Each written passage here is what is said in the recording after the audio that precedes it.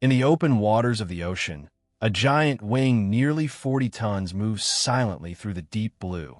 Its massive body glides through the water with a surprising lightness, only its tail moving in slow, powerful strokes. Shafts of sunlight filter down from the surface far above, breaking into rays that dance across its enormous back, while streams of tiny bubbles trail behind it like a quiet signature written across the water. And yet, clinging to its rough, barnacle-covered skin, travels a tiny fish weighing just a few grams. At first glance, the two seem to have nothing in common. And yet, with every passing day, each one depends on the other in a way few would ever imagine. Before we continue this journey into the depths of the ocean, if you're enjoying discovering the secrets of wildlife, subscribe to the channel so you don't miss the next stories, and leave a comment letting us know which city you're watching from. We'd be thrilled to know where each of you following our nature adventures is tuning in from. Now let's head back down into the depths. The whale can't see the parasites hidden in the folds of its skin, the barnacles clinging to its fin, the tiny crustaceans lodged around its eyes and flippers. It has no mirror, no way of knowing what travels unseen across the vast landscape of its own body. But the small cleaner fish sees a complete meal waiting for it right there, on the surface of its giant companion.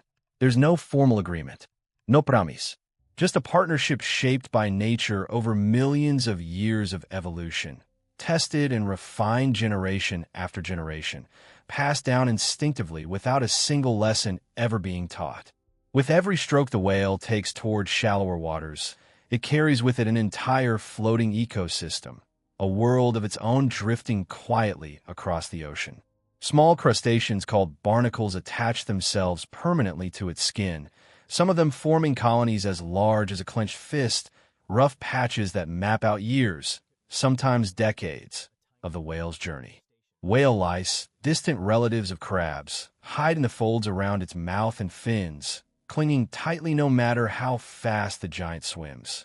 And for many cleaner fish scattered across the ocean, this approaching whale represents a true moving feast, a food source that travels thousands of kilometers, crossing entire oceans, carrying its passengers along for the ride whether it wants to or not. Out here, in the open depths, very few creatures truly survive completely on their own. Every species, no matter how small, finds its place within a complex web of dependencies. And that's exactly what makes this encounter so special. Then, something changes. The whale drastically slows down. Its fins, which once moved in a steady rhythm, begin to slow until they almost come to a complete stop, its enormous silhouette hanging suspended in the water column like a slow-moving cloud. It approaches a specific area of the ocean, a rocky reef, or sometimes even a simple column of water near the surface, where small cleaner fish tend to gather in large numbers, drawn there by currents rich in nutrients and by generations of instinct passed down through the reef's smallest residents. There's no visible signal, no audible warning, just an instinctive behavior, repeated for generations, that leads the whale to this meeting point, a place its ancestors likely visited long before it was ever born. Then, the entire surrounding area bursts into motion. Dozens, sometimes hundreds of small cleaner fish emerge from their hiding places among the rocks and swim toward the approaching giant, a sudden explosion of movement after long hours, sometimes days, of quiet waiting. The line to secure a spot on the whale's body lasts only a few seconds, a frantic, silent scramble for position along the vast surface of skin. If a fish fails to position itself in time, it will have to wait for the whale to pass by again, which could mean days or even weeks of waiting, watching other whales pass without stopping, hoping the next one finally does. Then something happens that few observers ever truly get the chance to witness. The whale doesn't push the small fish away. Quite the opposite. It stays almost completely still, its massive body drifting gently with the current, allowing dozens of tiny mouths to work at once across its skin.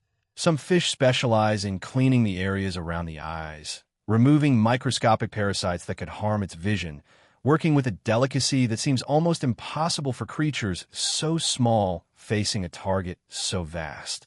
others work on the fins, removing barnacles that, over time, could affect the animal's hydrodynamics and make swimming harder, chipping away at hardened shells one bite at a time. There are even fish that risk entering the folds near the whale's mouth, a behavior that, for any other animal, would be extremely dangerous, swimming within centimeters of jaws that could end their existence with barely any effort at all. A giant predator may be stronger than a single cleaner fish, but it isn't stronger than its constant need to stay healthy.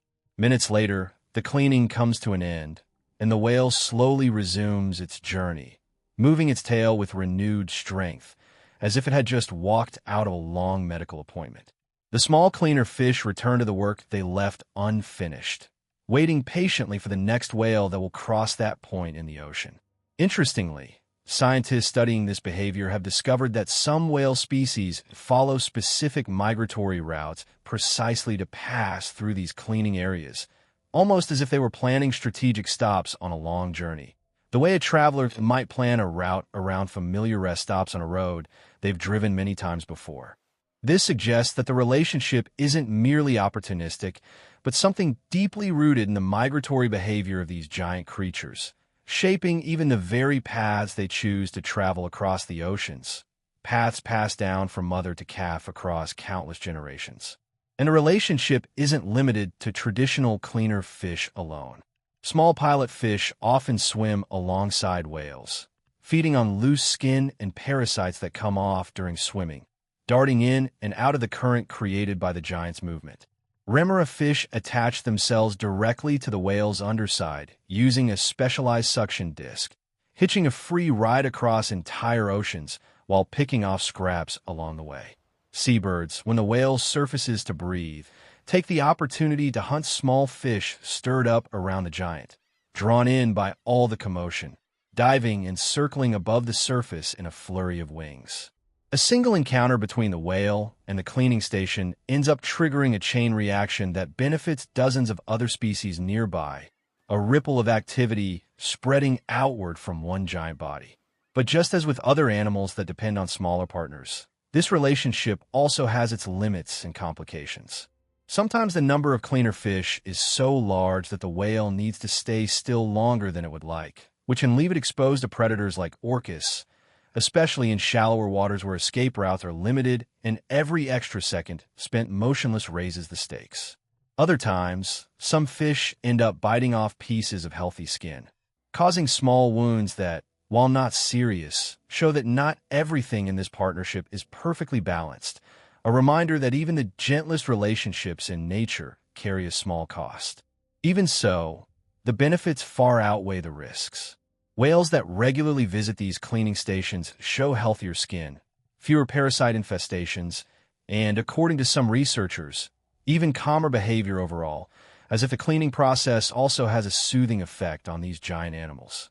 As evening falls, the whale slowly moves away from the cleaning area, diving back into the dark depths of the ocean, heading toward the migratory routes that will carry it thousands of kilometers away, guided by instincts older than memory itself.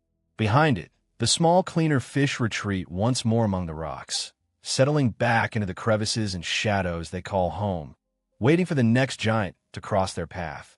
Whether it's a humpback whale, a gray whale, or even a passing whale shark, each one carrying its own hidden world of parasites, its own story written across its skin. Out here, in the endless depths of the ocean, strength doesn't always belong only to the largest animal. Sometimes, even the smallest creature can completely change the fate of a giant.